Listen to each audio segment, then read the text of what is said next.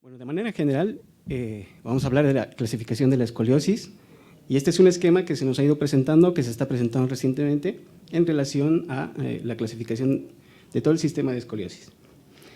Pero nosotros vamos a empezar a verla de la manera en la que nosotros la estamos conociendo.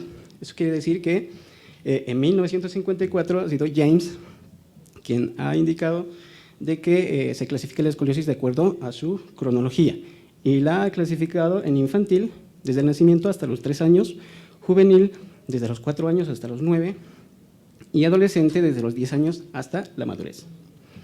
Dixon en 1994 ha indicado de que esta se clasifica de acuerdo a su presentación. Entonces nos la presenta de inicio temprano y de inicio tardío. Esto en relación a su presencia antes o después de los 5 años, en escoliosis de inicio temprano o escoliosis de inicio tardío. A su vez, la escoliosis de inicio temprano tiene su propia clasificación, ¿no? Y tiene diferentes parámetros, como la edad, la etiología, se tiene que medir el ángulo de Cobb de la curva mayor, el ángulo de la cifosis, y también existe un modificador de progresión. De acuerdo a su etiología, la escoliosis puede ser neuromuscular, que a su vez se clasifica en miopática y neuropática, y estas a su vez tienen su propia clasificación, ¿no? Que es la clasificación de Lowenstein y Akbarnia, que clasifican a la escoliosis neuromuscular de acuerdo al componente de oblicuidad pélvico. De acuerdo a su etiología, también puede ser congénita, y la escoliosis congénita a su vez tiene su propia clasificación, que es la de Winters y la de Kawakami, que son las más conocidas, y estas se presentan de acuerdo a la forma en la que se va desarrollando durante la gestación, y también a la presentación de la deformidad en el cuerpo vertebral. Ya en 1950 se empieza a presentar clasificaciones de la escoliosis idiopática, y es cuando Ponseti y Friedman nos dan a conocer una clasificación, un esquema de clasificación que toma 5 curvas de acuerdo al componente de vértice del cuerpo en la curva, solamente que esta, al igual que esta otra que nos presenta King en 1983, que también tiene 5 curvas, ¿no?, tienen desventajas, y las desventajas no incluyen las curvas triples y tampoco consideran el plano sagital. Ahí el problema. Y es en el 2001 cuando existe o aparece esta publicación, que es la clasificación de Lenke, que es la que actualmente estamos manejando. Y esta clasificación de Lenke se resume de la siguiente forma: es todo este cuadro, ¿no? Y lo vamos a ir viendo uno por uno. Primero, que la clasificación de Lenke es actualmente la más aceptada. Es un sistema integral de todos los tipos de curva, considera el plano sagital en el plano coronal, es fácil de entender, tiene un valor práctico y un entorno clínico, ayuda a los cirujanos a la decisión quirúrgica y sobre todo nos ayuda a definir los niveles que van a ser artrodizados. Además de que nos brinda una mejor confiabilidad, validez y reproducibilidad. Entonces, la clasificación de Lenke tiene o incluye 6 tipos de curvas, ¿sí?, que van del 1 al 6. Tiene un modificador de columna lumbar que se ve en el plano coronal, que son el ABC, y un modificador torácico de acuerdo al grado de cifosis que vamos a encontrar. Además, tenemos que tomar en cuenta de que la SRS nos ayuda a ubicar, ¿no?, en este tipo de clasificación el tipo de curva, vale decir, que si tenemos la curva va a ser torácica cuando tenemos el ápice entre T2 y T12, una curva toracolumbar cuando el ápice se encuentra entre T12 y L1, y una curva lumbar cuando se encuentra entre L1, L2 y L4. Existen criterios estructurales para curvas menores, ¿no? Y estos son principalmente cuando nosotros hacemos las proyecciones de bending o lateralizaciones de la columna. Cuando tenemos una curva torácica proximal, la inclinación de Cobb tiene que ser mayor o igual a 25 grados, o presentar una cifosis entre T2 y T5 mayor o igual a 20 grados. Una curva torácica primaria, igual cuando existe una inclinación mayor o igual a los 25 grados, y una cifosis entre T10 y L2 mayor o igual a los 20 grados. Una toracolumbar, cuando existe una inclinación lateral de Cobb mayor o igual a 25 grados, o una cifosis entre T10 y L2 mayor o igual a 20 grados. Entonces, lo que a nosotros nos ayuda es que identificamos 6 tipos de curvas. La primera curva, que es la primaria torácica, es la Lenke 1, la Lenke 2 es la doble torácica, la Lenke 3 es la doble curva, la Lenke 4 es la triple curva, la Lenke 5 es la curva lumbar, y la Lenke 6 es la toracolumbar, lumbar primaria torácica. Entonces, en este cuadro lo que nosotros hacemos es ver, en este cuadro lo que nosotros hacemos es identificar si las curvas son estructuradas o no en relación a los criterios que habíamos visto.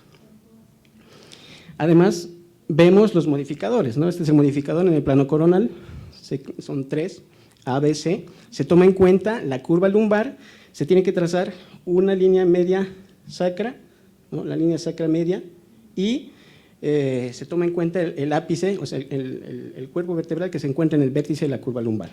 Y las clasifica en tipo A, cuando esta línea sacra media se encuentra entre los pedículos, una tipo B, cuando la línea sacra media toca el cuerpo o un pedículo, y la tipo C, cuando la línea sacra media se encuentra medial a la columna o al parámetro de curva lumbar. Y finalmente el modificador torácico sagital. Una vez que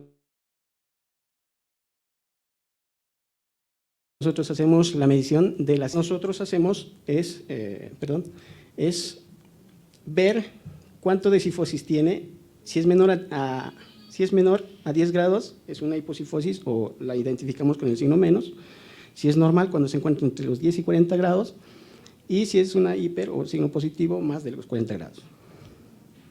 Entonces, como ejemplo, nosotros vemos esta radiografía, vemos esta espinografía o vemos esta panorámica de columna donde tenemos que identificar cuántos tipos de curvas tenemos y hacer las mediciones de cada una, ¿no?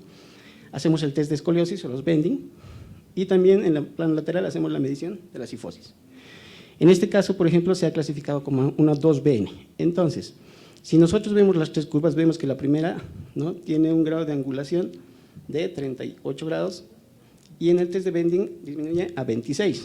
La curva lumbar de 53 disminuye a 3 y la curva torácica de 91 disminuye hasta 47. Eso significa que tenemos acá dos curvas que son estructuradas, esta de 26 y esta de 47.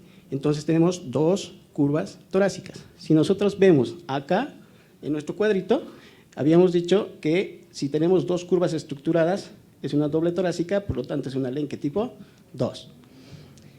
Trazamos la línea sacra media lateral, ¿no?, y vemos que en relación a la curva lumbar, esta toca el cuerpo, el pedículo del vértice lumbar, por lo tanto es una tipo B. Y finalmente vemos cuánto de cifosis hemos logrado obtener en la lateral y tenemos 22 grados. Si nosotros vemos el cuadro, se encuentra entre los 10 y 40 grados, por lo tanto es una N, ¿no? 2BN. Otro ejemplo, una Lenke 5CN, entonces igual observamos nosotros la proyección en coronal, identificamos cuáles son las curvas, vemos que tenemos dos curvas, una de 25 grados y una de 53, hacemos los test de bending y vemos que la única curva estructurada es la de 25 grados, la curva lumbar. Por lo tanto, si nosotros nos vamos a nuestro cuadro, identificamos cuál es la estructurada y por lo tanto corresponde a una Lenke 5. Vemos el siguiente modificador, que es el lumbar, hacemos el trazo de la línea sacra media, ¿no?, y aquí se ve evidentemente que es una tipo C, porque se encuentra medial al ápice de la curva lumbar, ¿no?, y vemos la cifosis, y vemos que acá tenemos 23 grados, por lo tanto, si vamos a nuestro cuadro, se encuentra entre los 10 y 40 grados, por lo tanto es una N, una 5CN.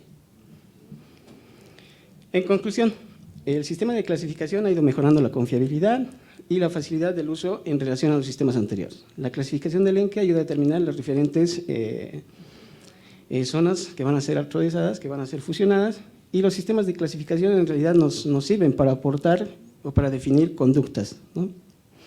Entonces, de acuerdo a la evolución que he ido presentando en las clasificaciones, lo que nosotros vemos es la utilidad de cada clasificación en relación al tratamiento que nos pueda brindar o nos pueda ayudar a brindarle a nuestro paciente. Muchas gracias.